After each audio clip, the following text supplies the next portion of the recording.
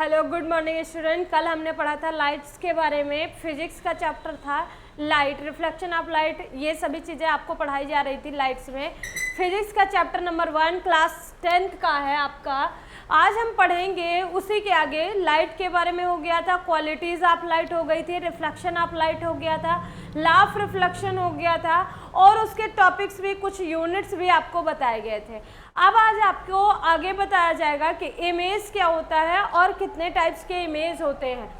Mirror क्या होता है, मिरर की इमेज क्या होते हैं। अगर टाइम बचता है तो उसके थ्रू आपको क्या होगा, कुछ ऐसे भी डेफिनेशंस बताई जाएंगी जो इमेज में थोड़ी बहुत जैसे कंपोनेंट के फॉर्म में होती हैं, सम बेसिक, ठीक है, वो आपको बताए जाएंगे। आज हम बात करेंगे इमेज के बारे में। इमेज क्या होता है, सबसे पहले इमेज के बारे में ही बात करते हैं। कल का टॉपिक अगर आपको क्लियर नहीं हुआ है तो आप कमेंट कर सकते हैं। अगर आपको नोट्स चाहिए तो आप मुझे मैसेज कर सकते हैं। इसके पहले हम नोट्स नहीं प्रोवाइड कर रहे हैं। अगर आपको नोट्स चाहिए तो टेलीग्राम पे पीडीएफ ले लीजिए, या फिर यहाँ पर भी आपको नोट्स प्रोवाइड कराया जा सकता है। चाहे शॉर्ट नोट लीजिए या फिर बड़े बड़े फॉर्म में करा ले भी सकते हैं। चलिए देखते हैं इमेज क्या होता है। इमेज की हिंदी होती है प्रतिबिंब। यूपी बोर्ड और सीबीएसई बोर्ड दोनों के लिए है, क्योंकि एनसीईआरटी पैटर्न है तो दोनों पर बेस्ड है। आज हम देखेंगे इमेज क्या होता है। इमेज का मतलब होता है प्रतिबिंब। इमेज का मतलब क्या होता है, प्रतिबिंब होता है। इमेज की हिंदी होती है प्रतिबिंब। तो यहाँ पर हम देखेंगे प्रतिबिंब क्या चीज होता है या इमेज क्या बनता है। अच्छा, दूसरे फॉर्म में कहते हैं परछाई। कोई कोई गाँव में क्या कहता है, परछाई। गाँव की भाषा क्या है, परछाई। कोई कहता है छाया है भैया, कोई कहता है छाया है, इसकी छाया पड़ रही है। तो वही चीज़ जो आप परछाई, जो आप छाया या फिर इमेज कहते हैं, प्रतिबिंब कहते हैं, साइंस के अकॉर्डिंग हम उसको क्या कहते हैं, इमेज को प्रतिबिंब कहते हैं, ठीक है। तो यहाँ पर हम उसी के बारे में बात करेंगे कि इमेज क्या होता है। जैसे मान लो कोई भी ऑब्जेक्ट है, कोई भी वॉलपेपर है, कोई भी ऑब्जेक्ट है, हम क्या कर रहे हैं, उसको रख देते हैं, ऐसे ही करके रख देते हैं। जब हम इसको ऐसे ऑब्जेक्ट को रख देते हैं तो क्या होता है कि अब कोई भी light, sunlight, bulb light, torch light, कोई भी लाइट आप क्या करो, इसके एक साइड से जला लो। लाइट को क्या कर लो, आप ऐसे जला लो। जब क्या होता है कि ये लाइट जब निकलने लगती है, इसकी रेज क्या होती हैं, रेज निकलने लगती हैं। या फिर इन केस आप क्या कह सकते हैं कि आप कोई क्या ले लें, थिंग ले लें और उस पर सन रेज लें। कौन सा रे लें, सन रेज लें। उससे क्या होता है, सन रेज में कुछ खास नहीं होता है, लेकिन ये जो इसकी लाइट्स निकलती है ना, ये वाइट लाइट निकलती है। रे जो होती है वाइट होती है, वाइट रे होती है। लेकिन टॉर्च लाइट और बल्ब लाइट जो होती है वो वाइट रेज नहीं होती हैं। वाइट रेज जो होती हैं वो रिफ्लेक्शन के बाद वो कई अदर लाइट्स में स्कैटर्ड हो जाती हैं। तो हम क्या करते हैं, एक सन ले लेते हैं, सन यहाँ पर है, यहाँ कोई ऑब्जेक्ट ले लेते हैं, ठीक है, कोई भी ऑब्जेक्ट है और यहाँ पर सन है। अब यहाँ से सन रेज हमारी निकलकर इस ऑब्जेक्ट पर पड़ती है। क्या करती है, सनरेज हमारी ऑब्जेक्ट पर पड़ती है। ऐसे लाइट्स आ रही हैं। और हमेशा आपको कल क्वालिटीज ऑफ लाइट में बताया गया था कि जो रेज होती हैं वो बिल्कुल स्ट्रेट मूव करती हैं। तो ये भी स्ट्रेट ही है, अब ऊपर से नीचे आ रही है लेकिन स्ट्रेट है और एक दूसरे से पैरेलल भी है, ये इंटरसेक्टिंग पॉइंट पर नहीं आती है। तो यहाँ से जो लाइट रेज निकली हुई है इस ऑब्जेक्ट पर पड़ती है। अब क्या होता है, ऑब्जेक्ट में पड़ने के बाद ये लाइट्स कहीं ना कहीं तो रिफ्लेक्ट होगी। जब यहाँ तक आएगी इसके बाद बैक हो जाएगी, क्योंकि ये इससे टकराएगी और टकराने के बाद ये इधर की तरफ बैक हो जाएगी। और बैक होने के बाद जैसे कभी कभी क्या होता है, छाया बन जाता है या परछाई बन जाती है इसकी। उसी ही ऑब्जेक्ट को हम दूसरे फॉर्म में भी देख सकते हैं। जैसे एट द सेम टाइम एकदम मॉर्निंग हो और फिर वहाँ पर क्या हो रहा हो, सनरेज आप पर पड़ रही हो।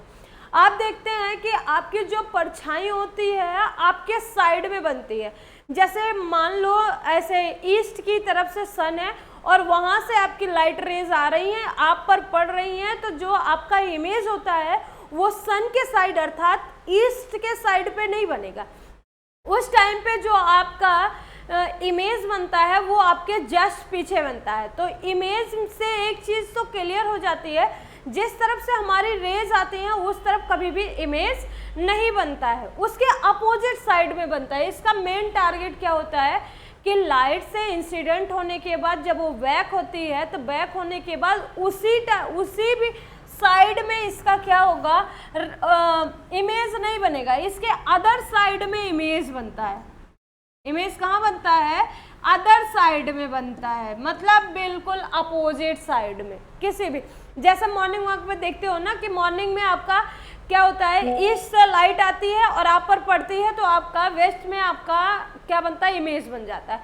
लेकिन जैसे जैसे शाम होती जाती है तो क्या होता है, हमारा जो सन होता है वो ऐसे घूमते हुए टर्न करते हुए ये आ जाता है यहाँ पर।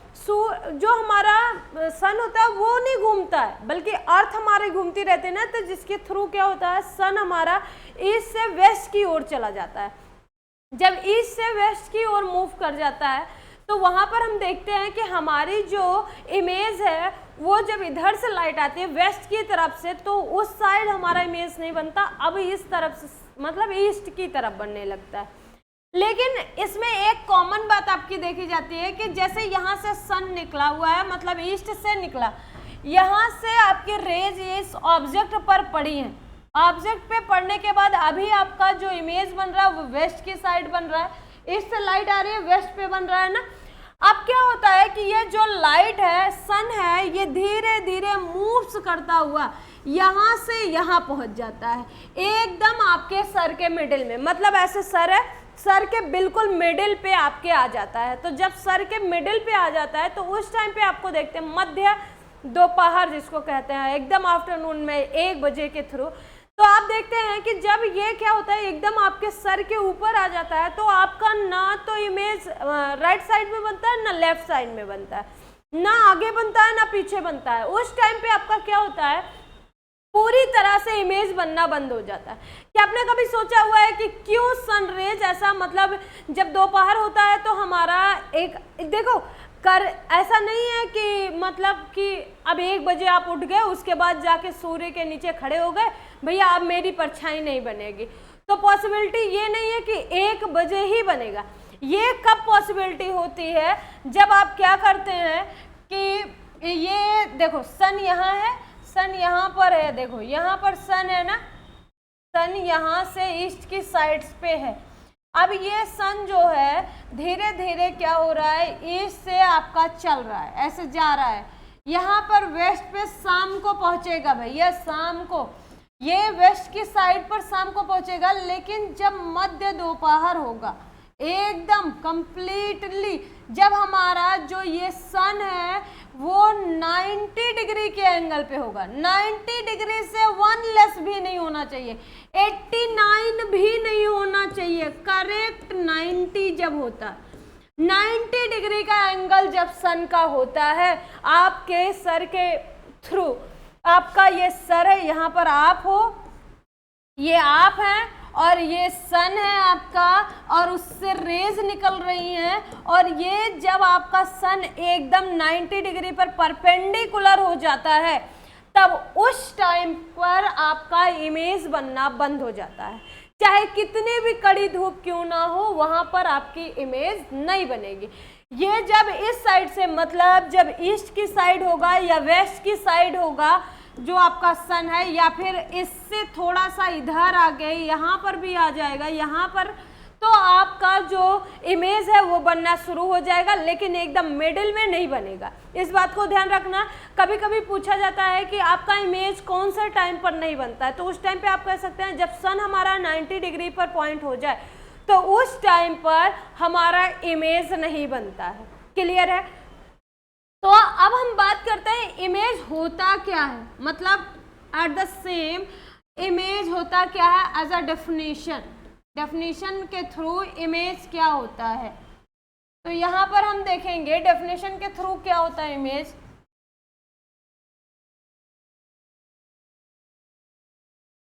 ये हमारा मान लो एक पॉइंट है, ये हमारा दूसरा पॉइंट है, फर्स्ट पॉइंट और दूसरा क्या है हमारा सेकेंड पॉइंट है, ये हमारा सेकेंड पॉइंट है, वो हमारा क्या था, फर्स्ट पॉइंट था। अब यहाँ से कोई रे है, लाइट रेज है जो यहाँ से क्या हो रही है, निकल रही है। ये लाइट रे ये यहाँ से एक पॉइंट से दूसरे पॉइंट पर जा रही है। क्या हो रहा है कि कोई सनरेज है वो एक पॉइंट से दूसरे पॉइंट पर इंसिडेंट हो रहा है। तो या फिर कह सकते हो जब कोई प्रकाश किरण किसी एक बिंदु से दूसरे बिंदु पर जाता है या दूसरे बिंदु से पहले बिंदु पर आता है। अब ये चलते हुए जाएगा, ऐसे इसके दो पैर हैं समझ लो, ये चलते हुए जाएगा। जब एक पॉइंट से दूसरे पॉइंट पर जाता है, ऐसा हमें लगता है, ऐसा हो भी सकता है, जब कोई प्रकाश किरण किसी एक बिंदु से चलकर दूसरे बिंदु पर जाती है तो क्या होता है कि जब इस पॉइंट पर पहुंचेगी, पहुंचने से पहले हो सकता है कि ये लाइट रेज आए और इससे टकराए, टकराने के बाद बैक इसी साइड में हो जाए, मतलब सेम मीडियम में वापस आ जाए। हो सकता है जब कोई लाइट रेज एक पॉइंट से दूसरे पॉइंट पर जाती है तो रिफ्लेक्शन के थ्रू, मतलब इससे टकराने के बाद ये क्या होता है, इसी मीडियम में बैक हो जाता है। ये जो लाइट रेज हैं वो उसी मीडियम में क्या हो जाती हैं, बैक हो जाती हैं, इसी साइड क्या हो जा रही हैं, बैक हो जा रही हैं। और इस इंसिडेंट को आप पढ़ चुके हैं, इनको क्या कहते हैं, रिफ्लेक्शन ऑफ लाइट। जब कोई लाइट किसी एक मीडियम से चलकर कहीं दूसरी जगह जा रही है और फिर वहां से टकराने के बाद रिटर्न उसी साइड में बैक हो जाती है, तब आप कहते हैं कि वहां पर रिफ्लेक्शन होता है। तो वही चीज इसमें कह रहा है कि जब कोई लाइट फर्स्ट पॉइंट से सेकेंड पॉइंट पर जाती है, मतलब एक बिंदु से दूसरे बिंदु पर जाती है, तो वह किसी भी ऑब्जेक्ट से टकरा कर क्या होती है, उसी माध्यम में वापस आ जाती है। कहने का मतलब जब कोई प्रकाश किरण एक बिंदु से दूसरे बिंदु पर जाता है तो वहां पर परावर्तन के पश्चात क्या होता है, लौट आता है, उसी माध्यम में क्या होता है, लौट आता है। कभी कभी लगता है ऐसा कि ये बैक हो रहा है, कंप्लीटली लाइट क्या हो रही है, बैक हो रही है। इससे जो लाइट्स गई हुई हैं वो कंप्लीटली क्या हो रही हैं, बैक हो रही हैं। और कभी कभी लगता है कि ऐसा केवल हमें वर्चुअली लग रहा है, ऐसा कुछ भी पॉसिबिलिटी नहीं है। तो लेकिन उस टाइम पे हमारा इमेज बनता ही बनता है, तो उसे ही क्या कहते हैं, इमेज कहते हैं। इमेज के बारे में समझ में आया।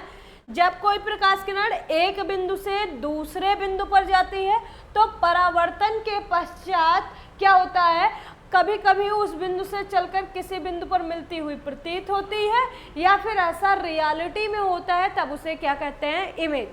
अब देखो, जब कोई लाइट्स फर्स्ट पॉइंट से सेकेंड पॉइंट पर इंसिडेंट होती है तो वो एक दूसरे से क्या होती है, इंटरैक्ट करती हैं। इंटरैक्ट करने के बाद ये यहाँ से रिटर्न बैक उसी मीडियम में हो जाती है, इसी मीडियम में क्या हो जा रही है, बैक हो जा रही है। पॉसिबिलिटी है कि बैक ना भी हो, तो उस टाइम पर हमारा जो ये छाया बनता है, जो कुछ भी बन रहा है, मतलब जैसे लग रहा है कि ऐसे लाइट इंसिडेंट है इस पर, तो उस टाइम पे आप क्या कहते हैं कि ये क्या बना रहा है, इमेज बना रहा है। ठीक है, इसे ही प्रतिबिंब कहते हैं। क्लियर हुई बात। एक पॉइंट से दूसरे पॉइंट पर जाएगा और जब लाइट एक दूसरे से टकराएंगे और टकराने के बाद फिर से अपनी जगह पर वापस आ जाता है, या फिर ऐसे हमें लगता है कि वो आकर मिल रहा है, तो उस टाइम पे जो बनता है उसे ही क्या कहते हैं, प्रतिबिंब कहते हैं या फिर इमेज कहते हैं। ठीक है, ये आपका इमेज होता है। अब इमेज की डेफिनेशन अगर आप कहते हैं तो कह सकते हैं कि when a light rays passing first point to second point then reflecting back to same side और virtually back to same side, then it's called image.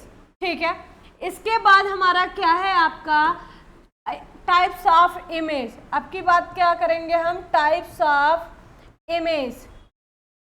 देखो, अब इमेज के डेफिनेशन में आपको इसके टाइप्स भी मिल जाते हैं। अगर आपको इमेज समझ में आ जाता है ना, तो इमेज के बाद आपको इमेज के टाइप्स भी समझ में आ जाते हैं। जैसे हिंदी मीडियम वाले कैसे रखते हैं कि जब कोई प्रकाश किरण एक बिंदु से दूसरे बिंदु पर जाती है। जब कोई प्रकाश किरण किसी एक बिंदु से चलकर दूसरे बिंदु पर जाती है तो वह परावर्तन के पश्चात उसी माध्यम में वापस आ जाती है या मिलती हुई प्रतीत होती है, उसी बिंदु पर आकर मिलती हुई प्रतीत होती है, तब उसे हम क्या कहते हैं कि वो प्रतिबिंब है। ठीक है, अब यहाँ पर हम टाइप्स की बात कर रहे थे कि क्या टाइप्स होते हैं इसके क्या टाइप्स होते हैं, इमेज के कितने टाइप्स होते हैं। तो इमेज के मेनली 2 टाइप्स होते हैं। इमेज के कितने टाइप्स होते हैं, मेनली 2 टाइप्स का होता है, या फिर वैसे भी नॉर्मली भी 2 ही टाइप्स का होता है। पहला क्या होता है आपका, रियल इमेज होता है। कौन सा इमेज होता है, रियल इमेज होता है। और सेकंड जो है वो आपका वर्चुअल इमेज होता है। पहला रियल इमेज और दूसरा कौन सा होता है, वर्चुअल इमेज होता है। रियल इमेज का मतलब क्या होता है, वास्तविक प्रतिबिंब। रियल इमेज का मतलब क्या होता है, वास्तविक प्रतिबिंब, जबकि वर्चुअल इमेज का मतलब क्या होता है, आभासी प्रतिबिंब। कोई कुछ भी दिक्कत हो रही है, रियल इमेज का मतलब होता है वास्तविक प्रतिबिंब, वर्चुअल इमेज का मतलब होता है आभासी प्रतिबिंब। अब यहाँ पर हम देखते हैं कि इमेज के थ्रू ही हमारा रियल भी आता है, इमेज के थ्रू ही हमारा क्या आता है, वर्चुअल आता है। तो रियल इमेज हमारा क्या होता है वो देखो, रियल इमेज का मतलब है कि यही जो लाइट रेज है, यही जो क्या है लाइट रेज हैं, वो क्या हो जाए, जैसे मान लो इस पॉइंट से चल रही है, इस पॉइंट से फर्स्ट पॉइंट से सेकेंड पॉइंट पर जाए, ये लाइट रे क्या हो जाए, फर्स्ट पॉइंट से सेकेंड पॉइंट पर जाए और फिर यहाँ पर इंसिडेंट होकर थोड़ा सा टकरा कर फिर से वास्तव में इसी बिंदु पर आकर मिलती हुई लगे, मतलब मिले, वास्तव में मिले, रियलिटी में मिलती है। जब कोई प्रकाश किरण क्या हो जाए, यहाँ से चले और फिर दूसरे बिंदु पर जाए, यहाँ पर पहुंचने के बाद इससे टकराए और टकरा कर इसी बिंदु पर वास्तव में मिलती हुई प्रतीत हो रही हो, वास्तव में मतलब रियलिटी में अगर मिल रही है, तब उसे ही क्या कहेंगे हम, रियल इमेज। मतलब व्हेन आप light rays passing first point to second point, then returning back to first point as a reality or actually, then its image is called real image। अगर वो एक्चुअली में क्या कर रही है, वो लाइट रे वहां से आकर इस पॉइंट पर रियलिटी में मिलती है, तब उसे कहते हैं रियल इमेज। समझ में आया, बात क्लियर हो रही है। इमेज का मतलब है जब कोई प्रकाश किरण किसी एक बिंदु से चलकर दूसरे बिंदु पर जाती है, तो जाने के बाद वहां परावर्तन के पश्चात वो उसी बिंदु पर वास्तव में मिलती है, मिलती हुई प्रतीत होती है, तब हम उसे क्या कहते हैं, प्रतिबिंब। इंग्लिश में कह सकते हैं कि when a light passing through one point to another point, then passing returning through after reflection at the same point, then it's called image। और इसके बाद आपका टाइप्स ऑफ इमेज आता है। इमेज 2 टाइप्स का होता है, रियल इमेज और वर्चुअल इमेज। रियल इमेज का मतलब होता है वास्तविक प्रतिबिंब, वर्चुअल इमेज का मतलब होता है वास्तविक आभासी प्रतिबिंब। रियल इमेज का मतलब है यदि लाइट रे 1 पॉइंट टू अनदर पॉइंट पर जा रही है और फिर वहां से क्या हो रहा है, रिफ्लेक्टिंग बैक होती है। आफ्टर रिफ्लेक्शन उसके बाद क्या होता है कि ये रियलिटी या एक्चुअली में आके इस पॉइंट पर मिल जा रही है, तब हम उसे कहते हैं रियल इमेज। एक बिंदु से चले दूसरे बिंदु पर जाए और यहां से परावर्तित हो, परावर्तन के पश्चात फिर से ये क्या हो जाए, इसी बिंदु पर वास्तव में आके मिल जाती है, तब उसे कहते हैं वास्तविक प्रतिबिंब।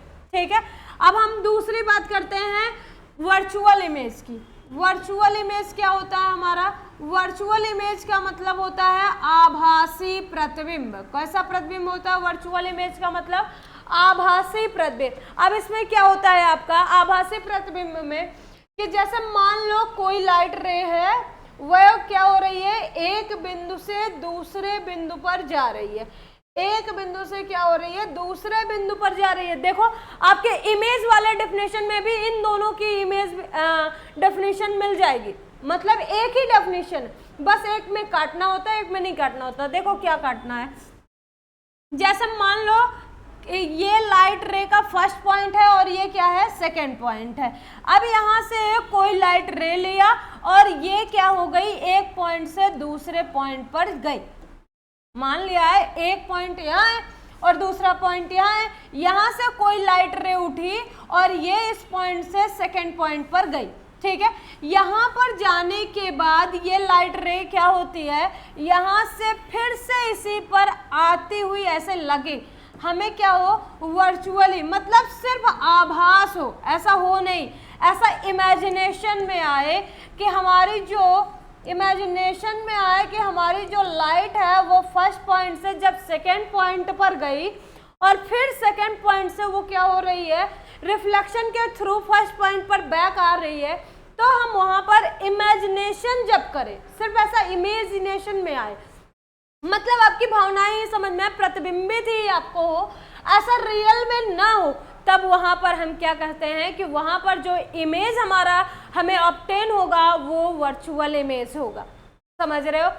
जब कोई लाइट रे one point to another point पर पास होती है तो यहाँ पर से लाइट रिफ्लेक्ट होती है, रिफ्लेक्ट होने के बाद हमें ऐसा लगता है कि ये लाइट रे इस फर्स्ट पॉइंट पर वापस आ गई, मतलब बैक हो रही है, वो भी ऐसा हमें लग रहा है, ऐसा हो नहीं रहा है, ऐसा लग रहा है केवल कि ये लाइट रे जो है उस फर्स्ट पॉइंट पर बैक आ रही है। तब इमेजिनेशन के थ्रू जब ये लगे कि लाइट रेज बैक हो रही है इस पॉइंट पर, तब हम उस इमेज को कहते हैं कि वो जो इमेज बनाएगा, उससे जो इमेज हमें ऑब्टेन होगा वो वर्चुअल इमेज होगा। ठीक है, आपके ये टॉपिक्स क्लियर हो गए कि इमेज क्या होता है और टाइप्स ऑफ इमेज क्या होता है। अच्छा, अब आपका जो पर्दे पर लिया जाता है, कभी कभी क्या होता है, इमेज को पर्दे पर लिया जाता है, तो रियल इमेज को पर्दे पर लिया जा सकता है या वर्चुअल इमेज को, इसको आप कमेंट पर बताइएगा। कमेंट में बताइएगा कि अब मान लो हमें जैसे फोटो खिंचवाते हो ना, फोटो खिंचवाने के बाद कौन सा इमेज उसमें होता है, रियल इमेज होता है कि वर्चुअल इमेज होता है, ये आपको कमेंट में बताना है, क्योंकि फोटो लेने के बाद आपकी आकृति आपके फोन में आ जाती है और देन वो सेव भी हो जाती है, तो उस टाइम पे आप क्या करना चाहेंगे, वो इमेज जो है वो आपका रियल इमेज है या वर्चुअल इमेज है या इमेजिनरी इमेज है। वर्चुअल इमेज का दूसरा नाम है इमेजिनरी इमेज। ठीक है, आपका इमेज हो गया, इमेज के टाइप्स हो गए, एक बार पुनः से जल्दी से आप देख लीजिएगा। क्या होता है कि इमेज जब एक पॉइंट से दूसरे पॉइंट पर पास होता है तो पास होने के बाद फिर से उसी पॉइंट पर या तो रिफ्लेक्ट होकर मतलब वो रियलिटी में आके रिफ्लेक्ट होकर उस पर मेट होता है या फिर नहीं भी होता है, तो ऐसा हमें सिर्फ इमेजिनेशन होता है कि light one point to another point गई और फिर रिफ्लेक्शन के थ्रू फिर से इसी पर आ गई, तब वहाँ पर हम क्या कहते हैं कि वो इमेज है। इमेज टू टाइप्स के होते हैं, एक रियल इमेज और दूसरा वर्चुअल और इमेजिनरी इमेज। रियल इमेज में हमारी जो लाइट्स होती हैं, सनरेज होती हैं या कोई भी लाइट्स हैं, वो जब one point to another point जाती हैं और रिफ्लेक्शन के थ्रू बैक होकर फिर से फर्स्ट पॉइंट पर एज सच मतलब एक्चुअली में आके मीट होती हैं, तब हम उसे कहते हैं रियल इमेज। और जब light rays first point to another point जाती हैं और फिर रिफ्लेक्शन के थ्रू वो फर्स्ट पॉइंट पर वापस नहीं आती हैं, लेकिन हमें ऐसा इमेजिनेशन होता है कि हमारा जो लाइट है वो पास होने के बाद, रिफ्लेक्ट होने के बाद क्या हो रहा है, फर्स्ट पॉइंट पर वापस आ रहा है, तो हम कह देते हैं कि वो वर्चुअल इमेज है। ठीक है, अब इसके बाद हम बात करेंगे मिरर की। मिरर क्या होता है, व्हाट इज मिरर? मिरर का मतलब दर्पण होता है जिसमें हम अपना हैंडसम चेहरा, गुड लुकिंग सा एकदम मस्त चेहरा देखते हैं। उससे हमें ये क्या होता है कि ये आभास हो जाता है आज हम बड़े ही खूबसूरत लग रहे हैं। भैया क्रीम पाउडर लगाने के बाद मिरर की बड़ी ज़रूरत होती है, मुझे तो खास करके होती है दिन में 2500 बार। समझ रहे हो? अच्छे दिखे या ना दिखे उसकी अलग की बात है, बंदरिया जैसे दिखो वो अलग की बात है, लेकिन मिरर की ज़रूरत जरूर होती है। मॉर्निंग में उठ के देखते नहीं हो, सबसे पहले ध्यान आपका कहाँ जाता है, कुछ भी हो या ना हो, या तो फ़ोन पे जाएगा या तो मिरर पे। अब जिनके पास हम जैसे लोगों के पास फ़ोन नहीं होता है तो हम लोग क्या करते हैं, मिरर के पास जाके कुछ देर खुद को देख लेते हैं और सुकून मिल जाता है, फिर उसके बाद तो दिन भर काम ही करना होता है। तो यही चीज़ें आज हम देखेंगे, अपना गुड लुकिंग सा चेहरा इसमें मिरर में चेहरा देखने के लिए नहीं, पढ़ने के लिए। लेकिन ये जो मिरर होता है सिंपल मिरर है, आपका जो मिरर है इसका मतलब वही दर्पण, शीशा, आप कुछ भी जो भी कहते हैं, जिसमें आप चेहरा देखते हैं। कई कई की भाषाएं अलग है ना, तो ये मिरर होता है, मिरर का मतलब दर्पण। लेकिन आज हमें जो फिजिक्स में पढ़ना है ना, वो मिरर सिंपल मिरर नहीं है, वो हमें स्फेरिकल मिरर पढ़ना है। कौन सा मिरर पढ़ना है? स्फेरिकल मिरर पढ़ना है। इसका मतलब क्या होता है? स्फेरिकल मिरर का मतलब होता है गोलीय दर्पण। कौन सा दर्पण होता है? गोलीय दर्पण। हिंदी मीडियम वाले भी इंग्लिश पर ज्यादा ध्यान देंगे, क्योंकि इनको ना आगे चल के 12th के बाद इंग्लिश ही पढ़नी है, हिंदी की कहीं जगह नहीं है। हाँ, ये चेंजिंग जो हो रही है वो अलग की बात है, लेकिन आपको इंग्लिश भी आना, बेहतर ढंग से आना अच्छी बात होती है। किसी भी टॉपिक को यदि आपसे इंग्लिश में पूछा जा रहा है, आपको हिंदी में तो आता है, बहुत अच्छे से आप डिफाइन कर लेते हैं, लेकिन इंग्लिश में नहीं बता पाते हैं, तो उस कंडीशन में आपको ही बुरा फील होता है।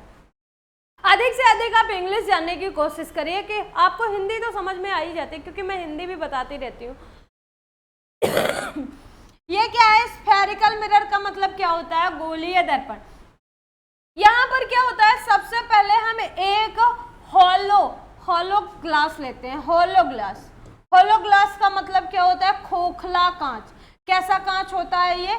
खोखला कांच का होता है, खोखला कांच। कांच 2-3 टाइप्स में आते हैं, एक खोखला आता है, एक भरा हुआ वाला आता है। जैसे आपके यहाँ बम्बू मतलब बांस होता है ना, वो बांस में क्या होता है, कुछ कुछ जो बम्बू होते हैं वो अंदर इनर साइड से काफी खोखले होते हैं, और कुछ कुछ बम्बूज ऐसे होते हैं जो क्या होते हैं, अंदर से पूरे भरे हुए होते हैं विथ मटेरियल। तो ऐसा आपका जो यहाँ पर ग्लास यूज किया जाएगा वो हॉलो ग्लास होगा। हम क्या करेंगे, एक हॉलो ग्लास लेंगे, उसको किस प्रकार का शेप देंगे? एक सर्कुलर स्फेरिकल शेप देंगे। ये सर्कुलर नहीं है, ये स्फेरिकल है, थोड़ा टेढ़ा मेढ़ा रहेगा। जैसे ऑरेंज नहीं होता, ऑरेंज का शेप जैसे नहीं होता है, बिल्कुल वैसा ही शेप इसमें दिया जाता है। तो एक हॉलो ग्लास लेते हैं, ये गोले टाइप का होता है, स्फेरिकल होता है पर ये गोले टाइप का ही होता है, गोला। तो ये हॉलो ग्लास का एक मिरर होता है। इसमें क्या होता है कि आपको इसमें दिखाया गया है कि 2 साइड्स हैं, एक साइड इस साइड है, देखो एक इधर भी साइड है, ऊपर नीचे वाला नहीं देखेंगे हम, ठीक है। हम जो साइड्स देखते हैं इसमें देखते हैं कि हमें क्या करना होता है, एक साइड पर हम इसको पॉलिश करा देते हैं, एक साइड पर क्या कर देते हैं, पॉलिश कर देते हैं, और दूसरी साइड पर रेड ऑक्साइड का पेंट लगा देते हैं। रेड ऑक्साइड का क्या कर देते हैं, पेंट लगा देते हैं। एक पे पॉलिश करते हैं काफ़ी ज़्यादा, इसको तो जैसे कलई करना क्या कहते हैं, कलई करने का मतलब क्या होता है कि जैसे ये आप बैट, क्रिकेटर के फैन होते हैं ना, तो आप जब बैट घर पे बनाते हैं तो बैट बनाने के बाद जो लकड़ी का ऊपर निकला हुआ भाग होता है तो उसको आप क्या करते हैं, इसे छटाई कर देते हैं, तो वो आपका जो बैट होता है एकदम चिकना हो जाता है, तो उसे ही कलई करना कहते हैं, उसे ही पॉलिश करना कहते हैं। तो हम क्या करते हैं, इसके एक साइड पर जो हमने स्फेरिकल मिरर लिया था हॉलो ग्लास का, खोखले कांच का एक खोखला गोला जो लिया था हमने, उसमें क्या किया, एक साइड पर हमने पॉलिश कर लिया और दूसरी साइड पर हमने क्या लगा दिया है, रेड ऑक्साइड का पेंट लगाया हुआ है। ये कैसे ऑक्साइड का पेंट है, रेड ऑक्साइड का पेंट लगा देते हैं। जब हम इसको पेंट कर देते हैं तो हमारा जो मिरर तैयार होता है, प्रिपेयर होता है, उसे ही हम कहते हैं स्फेरिकल मिरर। हिंदी मीडियम वाले भी ध्यान देंगे, गोलीय दर्पण एक ऐसा दर्पण होता है जो कांच का खोखला गोला होता है। कैसा गोला होता है, कांच का खोखला गोला होता है, जिसके एक तरफ कलई कर दिया जाता है और दूसरी तरफ लाल ऑक्साइड का पेंट लगा दिया जाता है, और इसके बाद जो हमें दर्पण तैयार होता है मिलकर, उसे हम क्या कहते हैं, गोलीय दर्पण। गोलीय दर्पण किसे कहते हैं, यह कांच का खोखला गोला है। इस बात पर ध्यान देना, हॉलो ग्लास होना चाहिए आपका, भरा हुआ नहीं होना चाहिए। ये नंबर 1 टॉपिक है, इसमें जो पॉइंट नोटेड डाउन वाली है वो हॉलो होना चाहिए। गोलीय दर्पण कहने का मतलब स्फेरिकल मिरर जो होना चाहिए उसका ग्लास हमेशा हॉलो होना चाहिए। ये जो ग्लास है वो हॉलो ग्लास होना चाहिए, ठीक है। ग्लास हमारा कैसा होना चाहिए, हॉलो ग्लास होना चाहिए। और इसके बाद आपको दिखता है कि हम क्या करते हैं, एक साइड पर इसके हम क्या कर दे रहे हैं, कलई कर दे रहे हैं। कलई करने का मतलब इसको पॉलिश कर दिए हैं, और दूसरे साइड पर क्या कर दिए हैं, रेड ऑक्साइड का पेंट लगा देते हैं। तो हमारा जो मिरर तैयार होता है उसे ही हम कहते हैं स्फेरिकल मिरर। अब इसमें हम देखते हैं स्फेरिकल मिरर में क्या होता है कि ये जो पॉलिश किया जाता है, ये जो पॉलिश किया जाता है, यहाँ पर जो पॉलिश किया गया है वो किस चीज़ का होता है? या तो आप सिल्वर से कर सकते हैं, मतलब चांदी से, या फिर आप पारे से ही कर सकते हैं। दो ही ऑब्जेक्ट से, दो ही सब्सटेंस से आप इसको पॉलिश कर सकते हैं, एक तो सिल्वर से और दूसरे पारे से। अगर आप इन दोनों से नहीं करते हैं तो आपका जो मिरर है वो अच्छा मिरर नहीं होगा। इसलिए किसी भी मिरर को या किसी भी स्फेरिकल मिरर को जब पॉलिश किया जाता है तो या तो सिल्वर से किया जाता है या तो फिर पारे से किया जाता है, और इसके जो दूसरे साइड पर रेड ऑक्साइड का पेंट लगाया जाता है। अब बात आती है भैया, जब दोनों साइड इसके बंद कर देंगे तो हम अपना एक अद्भुत सा, सुंदर सा, प्यारा सा, ब्रिलियंट सा फेस कहाँ देखेंगे? तो यहाँ पर जो आपका फेस दिखता है इस साइड से दिखता है, रेड ऑक्साइड के पेंट की तरफ, क्योंकि ये धीरे धीरे जो पेंट होता है ना ये उड़ जाता है, धीरे धीरे ये निकल जाता है, इसीलिए रेड ऑक्साइड का पेंट लगाया जाता है। ये उड़ जाता है तो आपको कांच में आसानी से ध्यान से, मतलब अच्छा सा दिखाई देता है। रेड ऑक्साइड का पेंट बहुत हल्का होता है, ये धीरे धीरे उड़ जाता है समय के साथ, तो वहाँ पर आपका चेहरा बहुत ही अच्छे से क्लियर से दिखाई देने लगता है। ठीक है, दोनों साइड पर कुछ ना कुछ होता है। एक साइड से क्या किया जाता है, आपको कलई कर दिया जाता है, और दूसरे साइड पर ये जो पेंट लगा होता है धीरे धीरे उड़ जाता है। ठीक है, जिसमें आप अपने फेस को आसानी से देख सकते हैं।